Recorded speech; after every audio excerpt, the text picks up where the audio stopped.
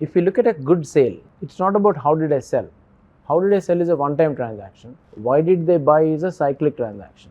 The easiest words that are used when we research hundreds of successful sales at a very massive scale, venture capital investments to coffee buy in a store, we use this common three-pronged framework that has foundations. Is this person likable? There's a neural entrainment when we meet some people that there's a click or there is no click.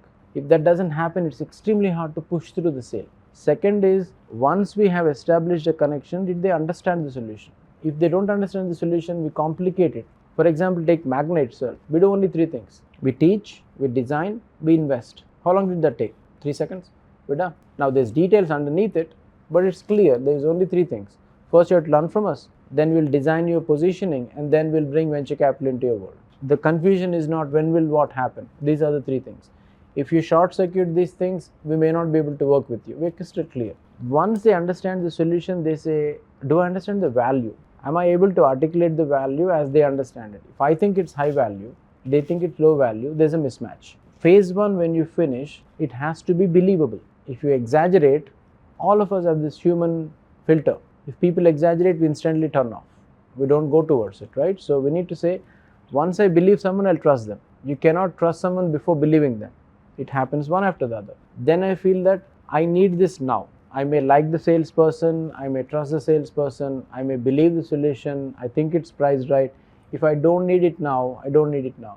So you'll have to time when you present the solution. You get to the last, it's very easy. You should be crystal clear on the price. Never let the customer guess what is the price. Never make it vague. Whatever you think is okay, let's decide that later. Don't confuse the customer. Set the parameters. If you're not sure, do the homework and then go to the sale. Decide the value you give. If you are charging someone $1, a rupee, make sure you're at least giving them 3 times the value. Otherwise, what is the point? Don't go to them with you'll get for your money's worth. Not enough anymore. You need to at least give them 3 times the worth. 5 better. And finally, clarity on buying. What will I get when I buy?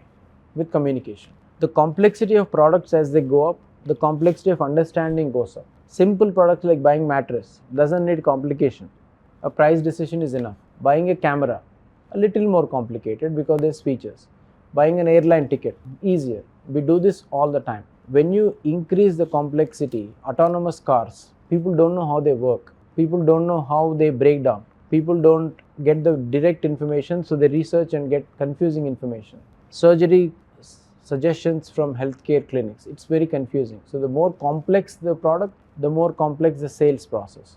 So you need to know, are you a simple product? Are you a medium complex? Are you very complex? Or are you ultra complex? Some examples of products that are very complex are metaverse products. It's expensive, people don't know what to do, people don't have clarity and they have assumptions. So the sale is harder. Buying a simple thing, sale is easy.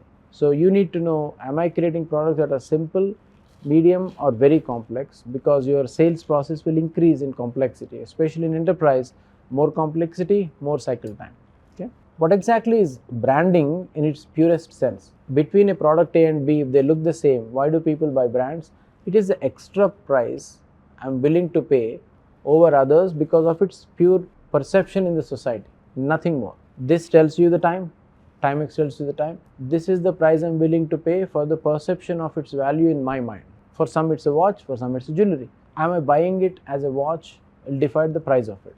That's where brands have occupied the heart space. Products occupy mind space, brands occupy heart space. When people buy Nike shoes, they feel like they're better runners. They haven't even run. They just look at the shoes and they feel nice. So that's what branding is. You need to work on, are you applying the right branding for it? Marketing wise, if you think about, we defined sales, right? It's an influence process of clarifying what is the product, is it timely, please trust me, it is believable, it has these features, it has this price, it has its value. Branding is occupying a heart space, not mind space, heart space. Loyalty. Let's go to marketing and look at what it is. Marketing is one of my favorite authors who has done this research in decades, a god of marketing, I call him, Seth. He has these 7 effective habits of first know who is it for. A product you bring in, who is it for? People say it's for the whole world. No product in the planet except air is for 8 billion people. It's not meant for everyone. Some things are meant for some kind of people at some times in some geography. Do not confuse it that 8 billion people will use it. 10% is 800 million. So at least if I cut 0.001%, they will own. It doesn't work that way. What is the benefit they will get and how will it change them if they consume this product? What is your story why you should deliver that, right? And what are you promising? Make sure that your promise is valid, not invalid, and create a fear of missing out. If you don't consume with me, you'll miss out this thing, and create a group of people who are fanatics of that group consuming it, and then the network effect take over. Once you create the group, they will tell someone else, hey, you're missing out. Spotify, there were 100 apps that came before it. Spotify is a network effect, and you need to be clear, just like who is it for, who is it not for. People assume it for everyone.